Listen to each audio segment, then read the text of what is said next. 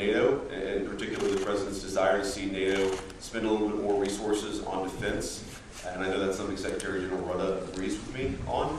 We're going to talk, of course, about the Ukraine-Russia conflict and how to bring it to a negotiated settlement. And I'm sure we'll talk about some other areas of cooperation, too. I mean, my high-level argument to these folks is, look, Europe is, of course, a very important ally of the United States. NATO is a very important military alliance, of course, that we're the most significant part of.